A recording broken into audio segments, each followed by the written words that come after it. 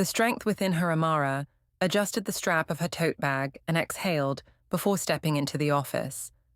It was Monday, and she could already hear the low hum of keyboards and the phone ringing at reception.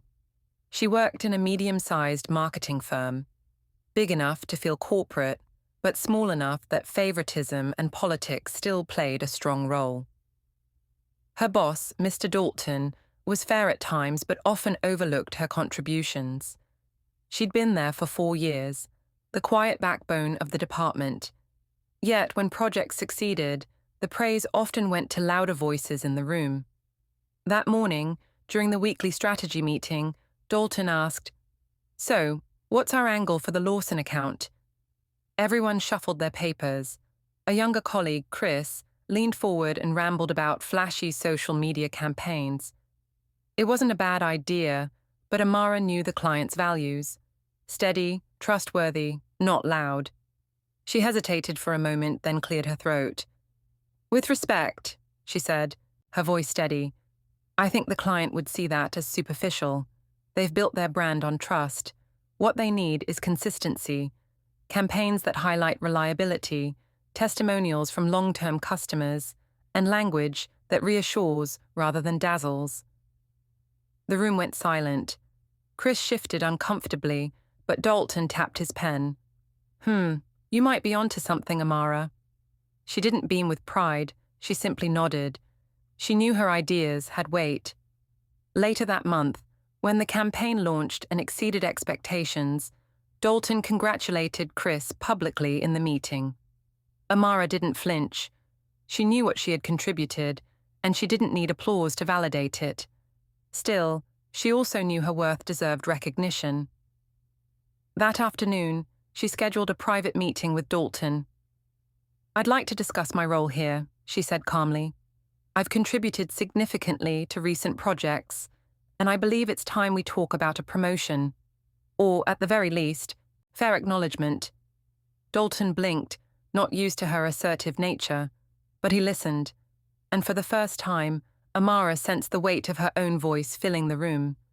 She left his office without any guarantees, but with one certainty: she would no longer let her work go unnoticed. At home, Amara's world shifted.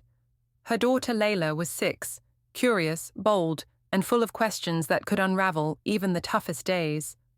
One evening, Amara came home from work, exhaustion weighing on her shoulders. Layla ran up holding a crayon drawing. "Mommy, do you like it?" It was a mess of colors, but Amara crouched down, her eyes soft. "I love it.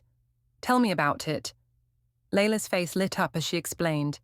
In that moment, Amara realized something. The world might not always see her efforts at work, but her daughter saw everything. The way she listened, the way she showed up, the way she loved without distraction. Later that week, she attended a school event. Parents lined the bleachers, clapping as the children performed.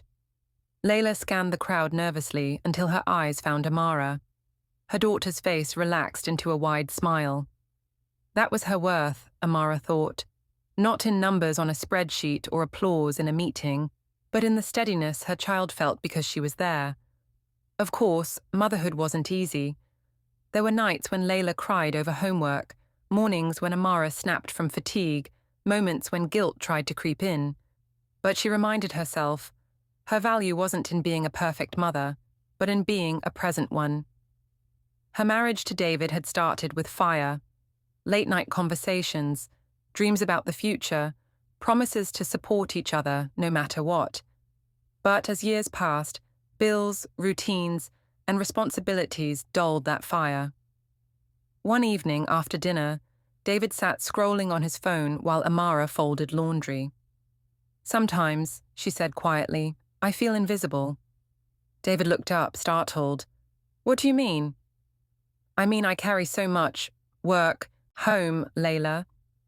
And sometimes it feels like you forget I'm more than just someone who keeps things running." He frowned. "That's not fair, Amara. I work hard too." "I know," she replied, folding another shirt. "But being partners isn't just about who works harder. It's about seeing each other, respecting each other's worth. I need you to see me, David. Not just what I do, but who I am." The silence was heavy, but not destructive. It was the kind that forced reflection. Days later, David surprised her. He cooked dinner, set aside his phone, and asked about her day. It wasn't a grand gesture, it was presence. And for Amara, that mattered more than flowers or apologies. She realized that knowing her worth meant she could ask for more, not out of selfishness, but out of love for herself and her marriage. Part 4. The woman work, motherhood, marriage, all important. Yet Amara knew her worth wasn't confined to those roles. She was valuable simply because she was herself. One Saturday, she took herself out. No husband, no child, no work emails. Just a cafe, a notebook, and time. She wrote down dreams she'd put aside, things she loved about herself, and boundaries she promised never to cross again. As she sat there, sipping coffee, she smiled. She wasn't waiting for someone to validate her. She wasn't measuring herself against anyone else. She was a woman who knew her worth. And because of that, she walked into every room with quiet power, loved her child without losing herself, stood beside her husband as an equal, and showed the world that worth isn't given. It's known, and once you know it, no one can take it away. Don't forget to like, subscribe, and share your thoughts in the comments below.